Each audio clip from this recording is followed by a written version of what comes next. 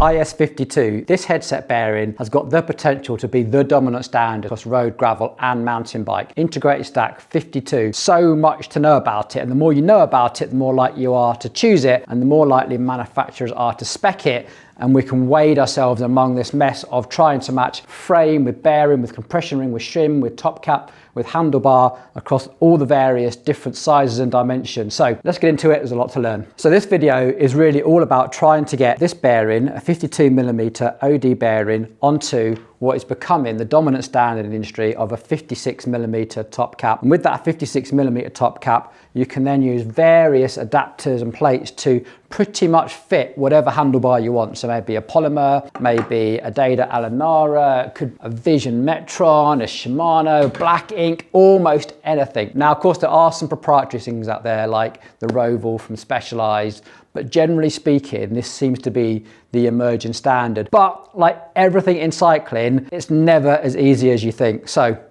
here is the first problem. IS52 isn't always IS52. We think it's 52mm, and that will be true of quite a lot of bearings. So Chris King and Wolftooth, etc. will do an exact 52mm outside diameter. But then what happened was that Deda came along. I think, do you know what? To make sure it's definitely going to fit and you're definitely going to get really good bearing performance, we'll make our bearing 51.9mm. That's great. That's okay. And then FSA and Token did the same thing. They said to really make sure that our bearing sits in the frame and you get optimum bearing performance, we're going to make ours 51.8mm. That's okay. Then what happened was that various frame manufacturers did technical tie-ups with people like Deda, FSA and Token, and they made their frames to exactly fit a 51.9 or a 51.8, and you couldn't then go back and use a 52mm bearing.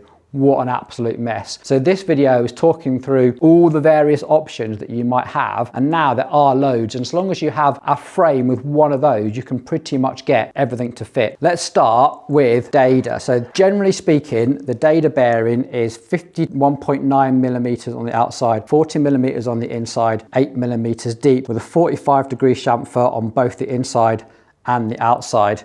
And to work with that, you would need this black compression ring, which says on it 45 by 45. Now, for some really weird reason, there is also a Deda headset bearing, which is 36 degrees on the inside. And for that, you're going to need the grey compression ring like that to get the optimum fit. With those two things set, you can then use a variety of different headset cups. You can usually use the Deda one.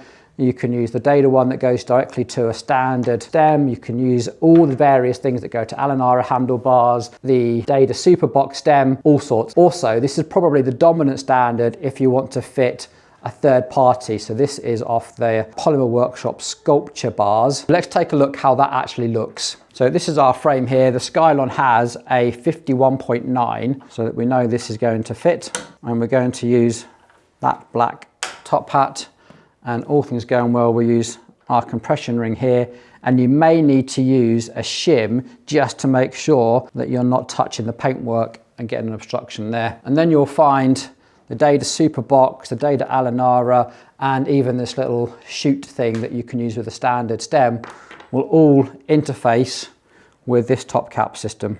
And there'll be various spaces you can do to build that up. Loads and loads of third-party manufacturers will have a shim like this, so that we can place that there, and then there'll always be a guide hole that we can use, and we'll get a system that looks a bit like that. So Deda, pretty straightforward, but to be fair, not an awful lot of third parties play nicely with Deda. So whereas with the FSA system, quite a lot of converters exist to take you from an FSA system to another third-party handlebar.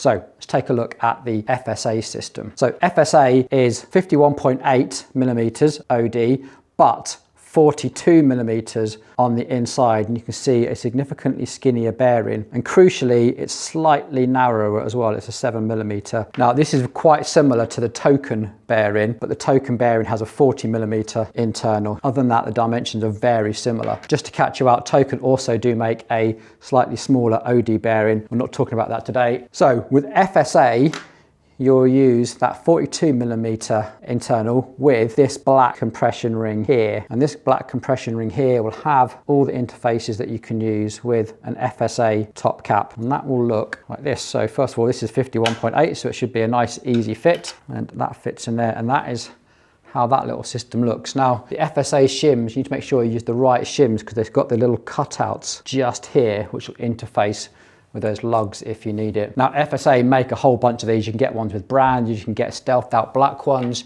You can also get a super slim one if you really want to go for that slammed look. Absolutely fantastic. Now, the key thing with FSA is that quite a lot of brands will also make adapters. So here's a good example. This is what Polymer make to make sure that the FSA system will then convert to their own unique system. So it ends up a bit janky looking. You end up with spacers stacked to copper spacers, but FSA is probably the dominant standard for people making third-party adapters. There's a fantastic website called MagCAD where all these sort of things get 3D printed. As you can imagine, an absolute minefield, but thank God for 3D printing because solutions out there do exist. Now, some points with FSA is that they also make a converter. So if you do have a DEDA bearing, remember 51.9, and that converter is this silver piece here. It's an FSA part, but it means that you can take a DEDA bearing, which remember is the 40mm internal, and it will make that into a compression bung, which you can then take a standard FSA top cap and mount up.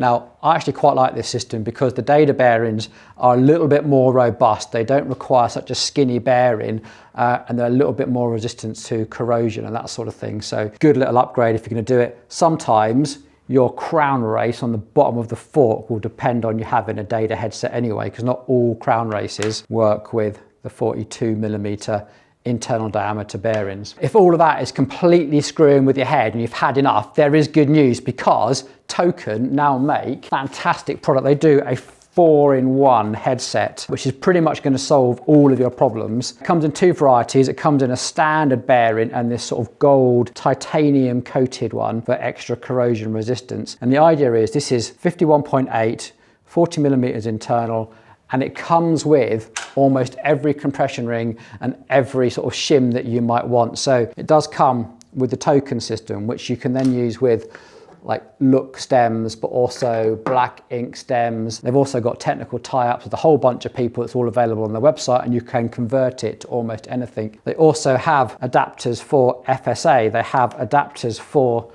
DEDA. So if in doubt, you can pretty much buy this headset. They're quite expensive, they're 63 quid, but you've got the option that you can pretty much convert it to everything you see here and Acros, which is pretty much Canyon. So fantastic. Like, this is the sort of product that's probably going to make IS52 the dominant standard. One very quick word of warning. Now, IS52 isn't always IS52. So for instance, when you buy the Token IS52 headset, it comes with a 51.8 bearing. However, weirdly, when you buy the Token IS52 bearing, this is a legit 52mm bearing and might not necessarily fit inside your frame. The Shimano one is exactly the same, but let's clear the decks because Shimano gets way more interesting. Quick sidebar while we've got everything here. The Time Scylon, a bike famously in our range, one that we really, really love. Normally, you'd be spec'd with the Vision Metron 5D bar. You get it at a slightly better price when you buy the Scylon. As you can see, it doesn't suit everybody. With this Polymer Workshop bar, probably the best looking bar for the Scylon. Special offer on right now, we can get this fitted to the Scylon for free. That's while stocks last. However, it will come with that FSA system, but if you buy it from us, we'll make sure it gets fitted with the proper 56mm top cap and looks as good as it does on our demo bike. Right, back to the video. Right, a table full of Shimano Pro components. So Pro is like an arm of Shimano, just like brand ever so slightly different. Now, the reason I want to do this is because they make some really, really good stuff, but they're actually pretty poor at advertising what is actually compatible with what. Now, here is a really good example, not just of Shimano to be fair, but of quite a lot of brands in this space. This is a box for a Shimano Pro headset. guarantee you, if you go onto their website, anybody else's website, it will simply say bearing size 1.5 inch IS52, and that's about all the information that you get. It's not until you actually have the box physically in your hand that you can see that on the side here it says 51.8. Hallelujah, that means it will work with pretty much anything from 51.8 up to 52.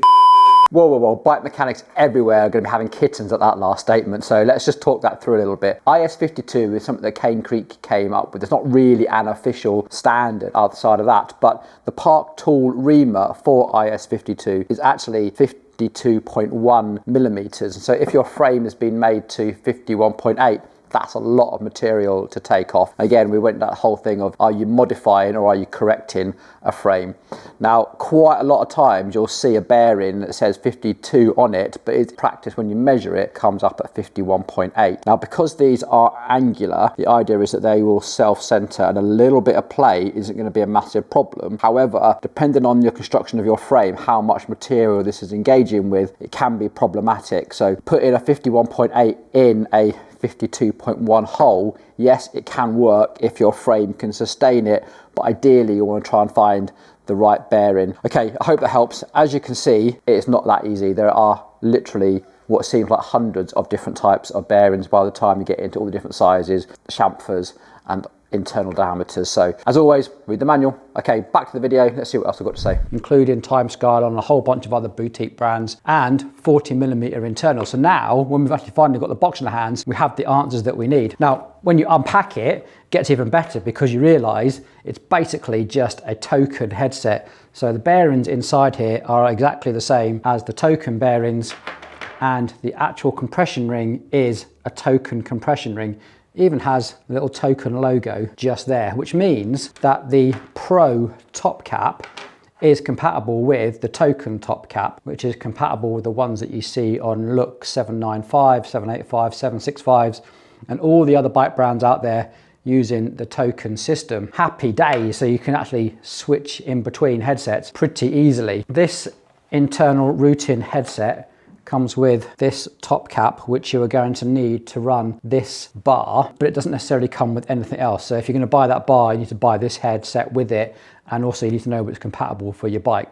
So now hopefully you know. The rest of the components here are all kind of a mix match of what people really ask us for, and the commonly asked questions, if you like, when people are putting together their builds. Is that compatible? Because again, when you come to handlebars, you're not always entirely sure what the cable routing opportunities are just from the pictures. So here is their Pro Vibe Aero bar. It's actually really nice, lovely hydroform shape.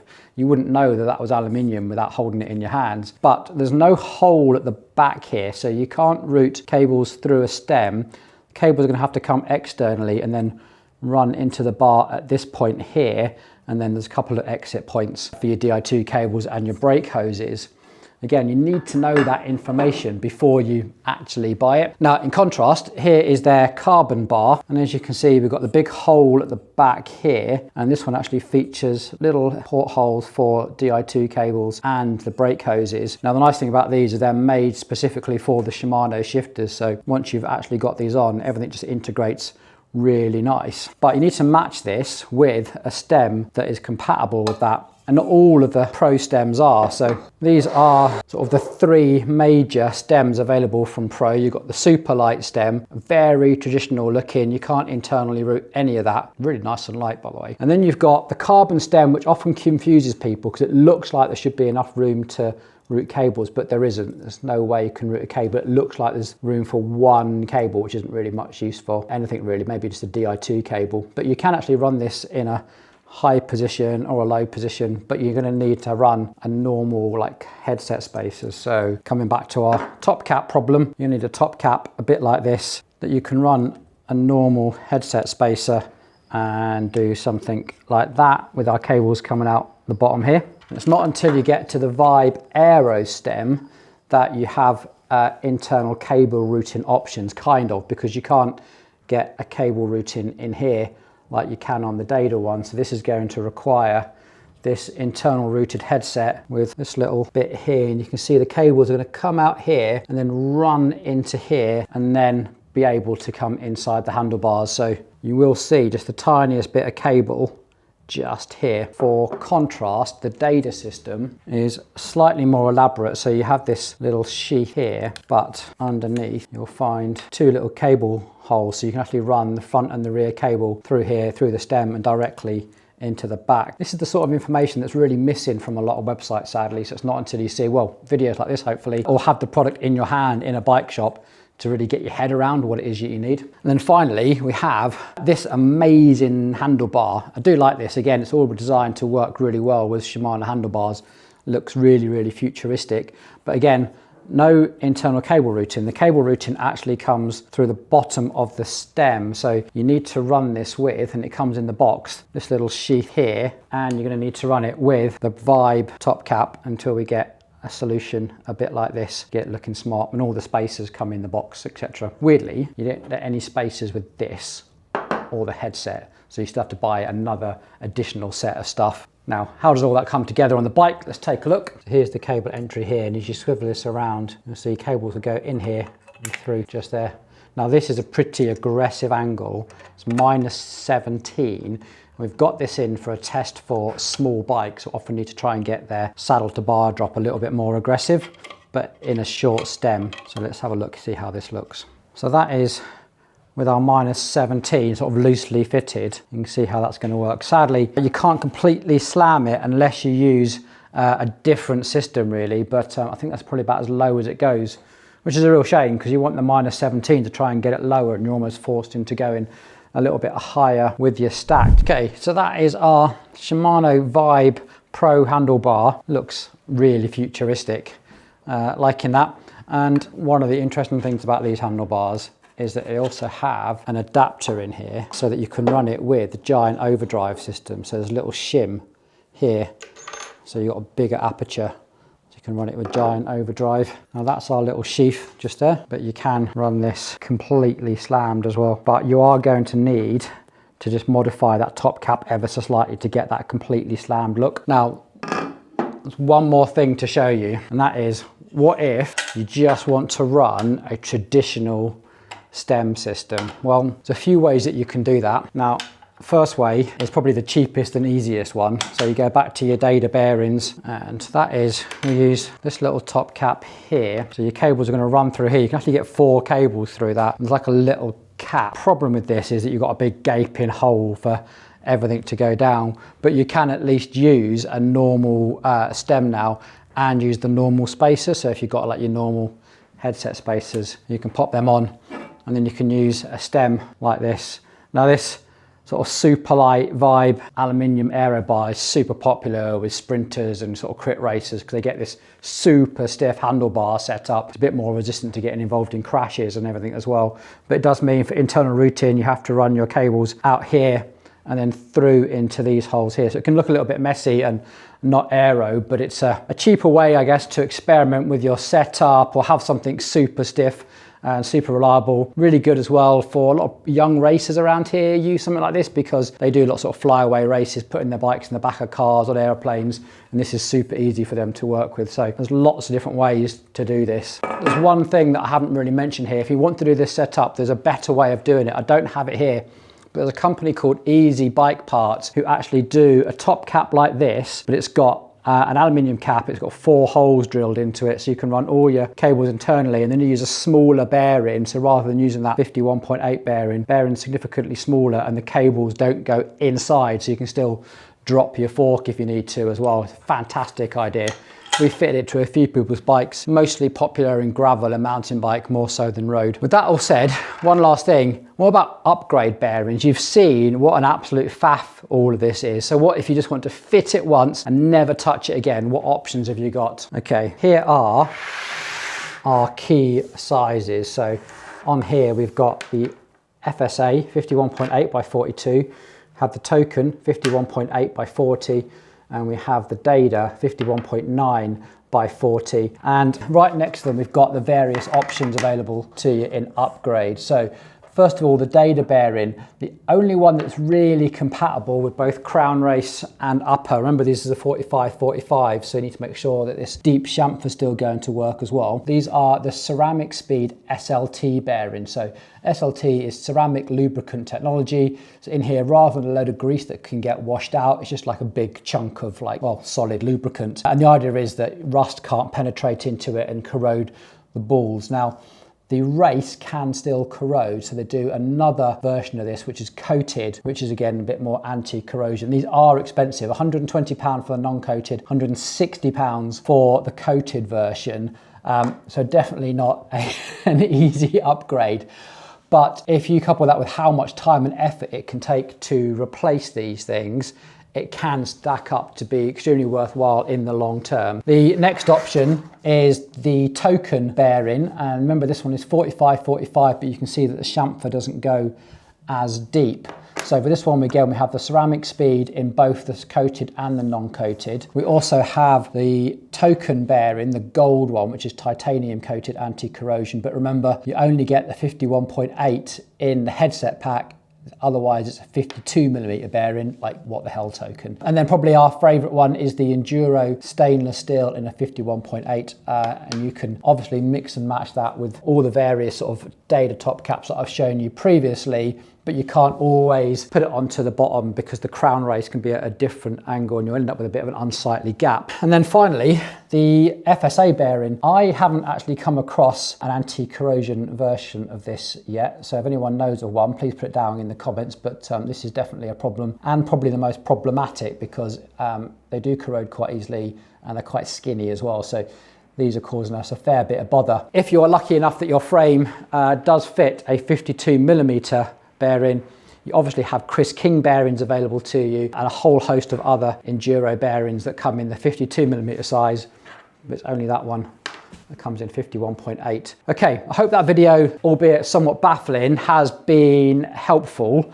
I don't think this is completely comprehensive. I think it's not done a bad job. Let me know in the comments. But if you want to know more, get down there. If you've learnt your own stuff, you've learnt your own combinations of what works, again, get down in the comments. We'll keep building this out and look out for future videos. We're going to be building all of this stuff onto some of our builds, actually show you in a bit more detail how it works with shifters, how it works with the cable routing. So yeah, stay tuned, get subscribed. You'll be the first one to know about it. Thanks for watching. Well done. You made it this far. See you on the next one.